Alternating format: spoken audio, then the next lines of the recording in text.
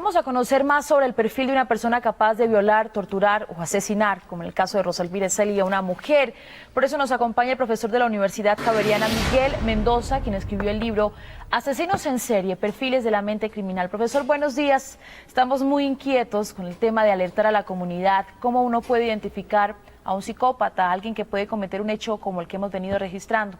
Buenos días, Mabel. Este psicópata es evidentemente alguien que es consciente de sus actos, cuya maldad no está motivada por la locura.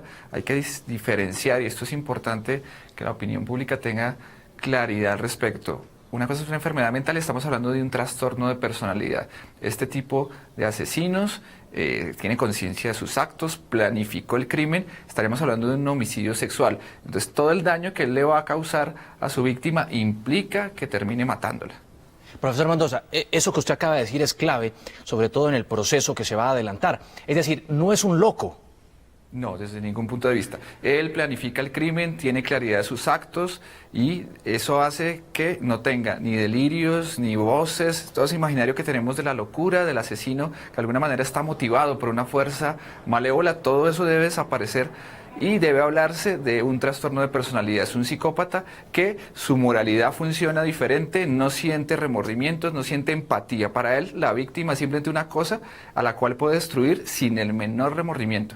Sobre eso le quiero preguntar como mujer, profesor, y es básicamente, ¿qué está pasando en una sociedad como la colombiana? No es solo el caso de Rosalvira Celia, tenemos casos en Buenaventura, presentamos el de Cali, el de Antioquia. Hay una cosificación de la mujer, somos sexistas. ¿Por qué las agresiones contra las mujeres?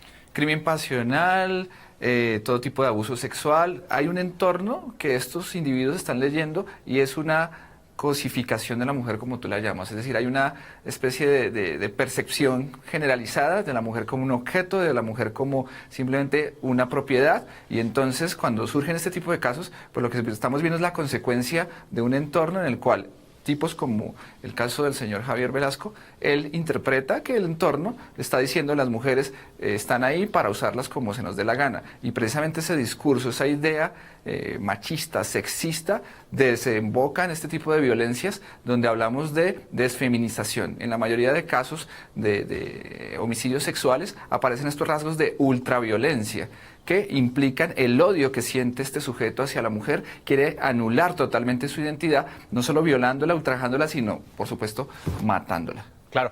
Profesor Mendoza, hay un hecho particular, y ya lo oí en la audiencia de la formulación de imputación de cargos por parte de la defensa del agresor Javier Velasco, y es el que se va a alegar, para pedir seguramente una menor condena, que Javier Velasco no incurrió en el delito de homicidio agravado, sino preterintencional. Es decir, que su intención no era matarla porque evidentemente ella sobrevive en el punto donde fue hallada. ¿Cuál es la interpretación que usted le haría a ese caso? El homicidio sexual precisamente se ha llamado de esa manera por el FBI, por los expertos en Estados Unidos, porque implica la agresión sexual que desemboca y que tiene que ver con el asesinato. Es decir, hay una premeditación. No podemos pensar que todo este tipo de ataques brutales, en este caso, lo sabe la opinión pública, el empalamiento, implica hacer todo el daño posible a su víctima y eso tiene que ver con la intención de matarla. Entonces no es una consecuencia. El homicidio sexual implica precisamente que en la escena de la agresión sexual, donde hay que decirlo, el asesino se excita, se siente bien por el terror, por el dolor de su víctima y finalmente eso hace parte de un ritual en el que él está buscando matar. Y más en este caso donde ya hay unos antecedentes, donde el asesino sabe que si su víctima queda viva lo va a delatar, que es lo único que además le preocupa a este tipo de psicópatas y es su propio bienestar. A él no le interesa el dolor de la víctima, sino precisamente que lo vuelvan a encarcelar. Por eso él contempla el asesinato. Profesor Miguel Mendoza, por favor, denos algunas recomendaciones, señales de alerta. ¿Es fácil identificar a una persona que va a cometer un crimen o al menos va en ese camino? Mira, ahí hay dos cosas por reflexionar. Una es que este tipo de actos se debe convertir en un símbolo en que todos los hombres debemos replantearnos nuestra lectura de la mujer. Esa cosificación debe desaparecer. Cualquier tipo de agresión contra la mujer definitivamente es impensable, ¿no?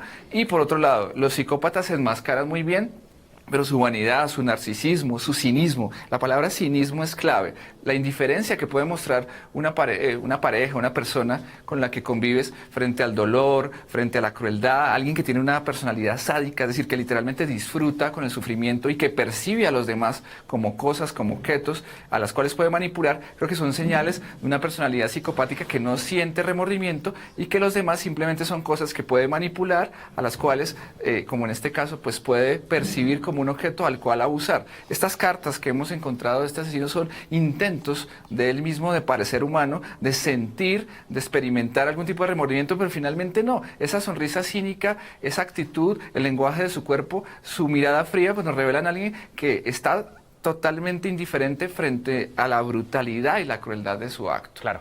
Profesor.